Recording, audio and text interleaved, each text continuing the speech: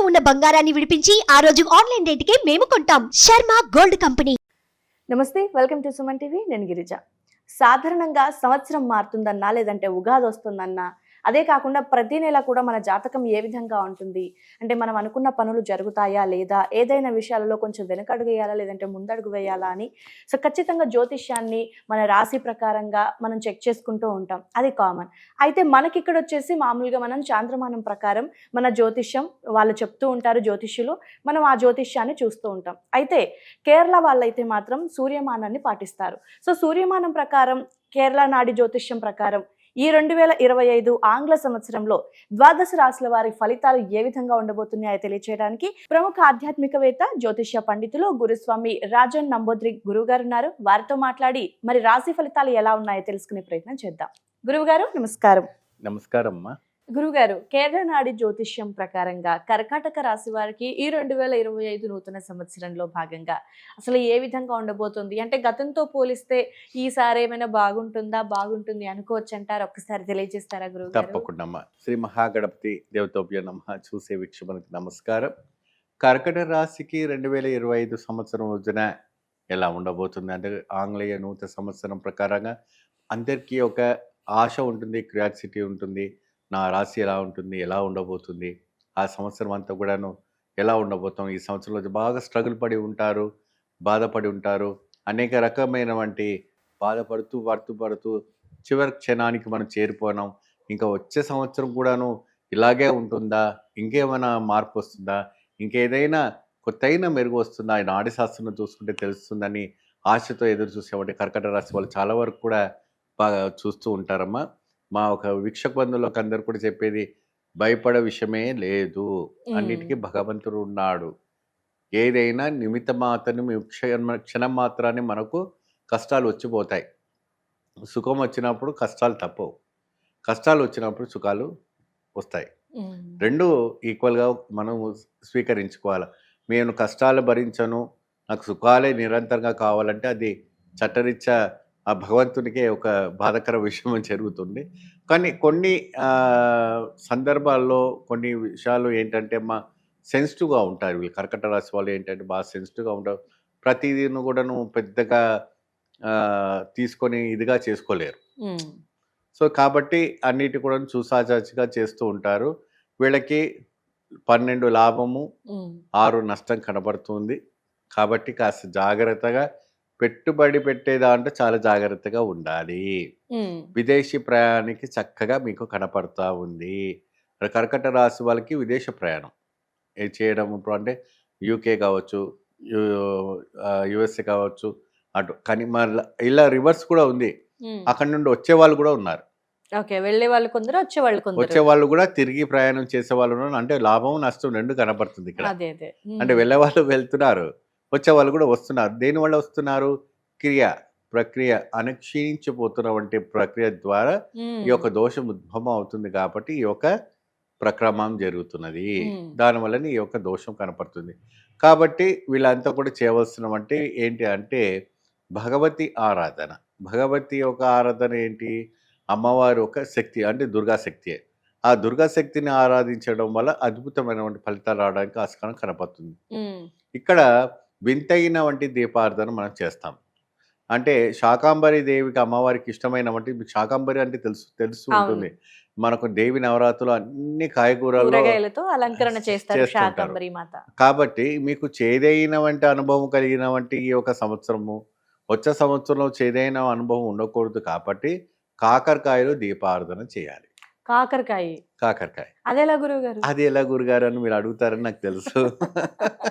అంటే ఇప్పటి వరకు వినలేదు. అంటే ఇది శాకాంబరిలో వచ్చేవంటే ఒక కాకరకాయ అంటే చేదు.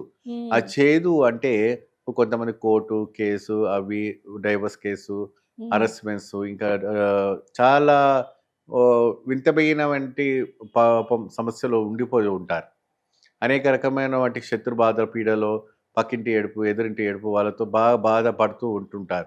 చెప్పుకోలేని బాధ, భర్తతో చెప్పుకోలేరు, భర్తతో చెప్పుకోలేరు, అనేక రకమైనటువంటి బాధపడుతూ ఉంటారు. కాబట్టి వాళ్ళకు చేదైనటువంటి అనుభవం పోవాలంటే కర్కట రాశి వాళ్ళు కాకరకాయ దీపారాధన చేయటం కాకరకాయలో దీపారాధన ఎలా చేస్తారు? సాధారణంగా అయితే అది కిందకి ఆరిపోతుంటుంది అవును, కాబట్టి దానికి గ్రిప్ దాని గ్రిప్స్ ఏముండవు. కాబట్టి మీరు ఏం చేయాలంటే కాకరకాయని చక్కగా మధ్యలో గింజలు సీడ్స్ అన్ని తీసేసి ఏమా దాంట్లో ఒక మట్టి ప్రమిద చిన్నది మట్టి ప్రమిద దాంట్లో పెట్టేసి దాని లోపల ఆవు నెయ్యి పెట్టి కనకదుర్గమ్మ దేవికి నిమ్మకాయ మాల వేసి ఆ దీపారాధన పెట్టండి.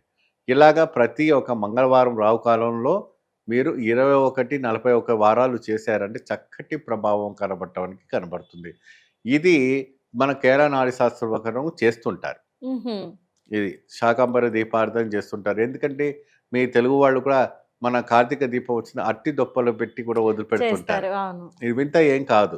ఇది ఎప్పటి నుంచో వచ్చేవంటి ఆచారమే.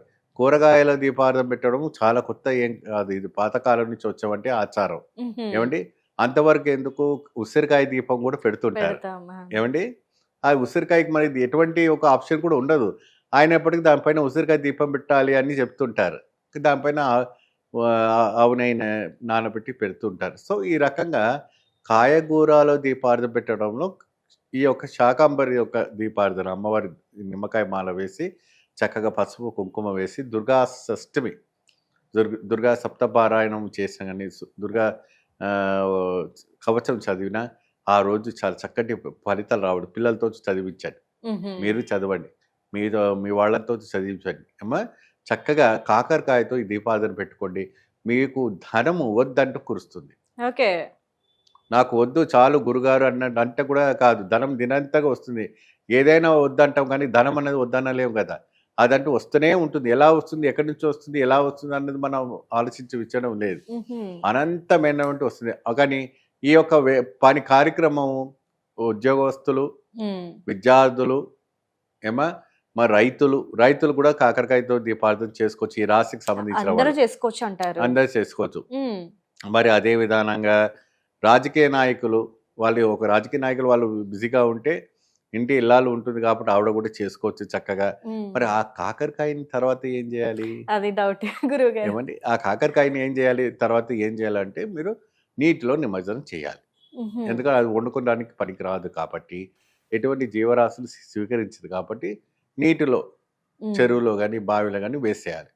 ఇలా 11 వారాలు 21 వారం చేస్తే మీకు వద్దంటే డబ్బులు మంచిగా అద్భుతమైనటువంటి ధన ప్రాప్తి. కర్కట రాశి వారికి అష్టైశ్వర్యాలు సిద్ధిస్తాయి.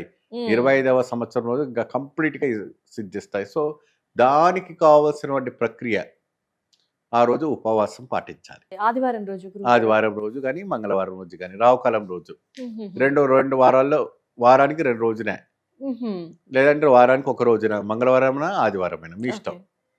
ఆ రోజు కంపల్సరీ ఉపవాసం పాటించాలి. ఆ రోజు ఎటువంటి మాంస పదార్థాలు కానీ ఎల్లిపాయలు ఉల్లిపాయలు తినకుండా ఉండాలి. కటిక బ్రహ్మచర్యం పాటించాలి. నేల మీద పడుకోవాలి. ఇటువంటి కొన్ని సిస్టమేటిక్స్ ఉంటాయి. సో ఏది ఊరికే రాదు ఏమో, కంపల్సరీగా ఈ రకమైన ఒక ప్రక్రియ చేయండి. మీ జీవితంలో మార్పు రావటం జరుగుతుంది. మంచి ఈశ్వరం వస్తుంది, మంచి ధనం వస్తుంది, మంచి ఆరోగ్యం వస్తుంది, విదేశాలకు వెళ్తారు, మీ పిల్లలు బాగా చదువుతారు, మీ భర్త బాగుంటారు, మీకు బంగారం వస్తుంది, ఇంటి నిండా బంగారం వస్తుంది. చాలా చక్కటి అద్భుతం వైభవం తాండమాడుతుంది ఈ ప్రక్రియ చేస్తే. సో ఓకే గురుగారు. సో ఓవరాల్గా చూసుకుంటే అంటే ఉద్యోగస్తులకి ముఖ్యంగా, లేదంటే విద్యార్థులకి, వ్యాపారం చేసుకునేవారు, రోజు కూలీలు చాలా మంది ఉంటారు గురుగారు. సో వాళ్ళకి ఏ విధంగా ఉంటుందంటారు రాశి పరంగా? వారి చేసుకున్నటువంటి పాపకర్మం వృత్తి విచారం ప్రకారంగా చూసుకుంటే అయితే మాత్రాన ఫలిత దినవృత్తిగా జరుగుతూ ఉంటుంది. కానీ వాళ్ళు నేను చెప్పిన విధానం చేసుకుంటే ఈ ఒక ఫలితాలు లభిస్తుండొచ్చు ఏమో. చెప్పేది చేయకపోతే మనం ఏం చేయలేము. ఏమండి మీరు బాగుండాలి, మీరు ముందుకు సాగాలి, మీకు ఐశ్వర్యదాయకం రావాలి, అష్టైశ్వర్యాలు సిద్ధించాలనేసి నేను చెప్తుంటాను. ఎందుకంటే తాళపత్రాల్లో మనం చదువుతాం కాబట్టి ఆ తాళపత్రం నుంచి తీసినామంటే ఓర్సే మీకు చెప్పడం జరుగుతుంది. చాలా అద్భుతమైనటువంటి ఈ నాడి శాస్త్రం ద్వారా మీ జీవితమే వైభవం అయిపోతుంది. చాలా చక్కగా తెలియజేశారు గురుగారు. సో చాలా మందికి, అంటే చాలా అని కాదు, ఎవరికైనా సరే మనం ఎంత కష్టపడ్డా డబ్బుల కోసమే అంతే కదమ్మా. సో ఆ పరిహారం చాలా చక్కగా తెలియజేశారు. ఈ సంవత్సరంలో వీళ్ళు చేసుకోవాల్సిందే. ధన్యవాదాలు గురువు గారు. నమస్కారం.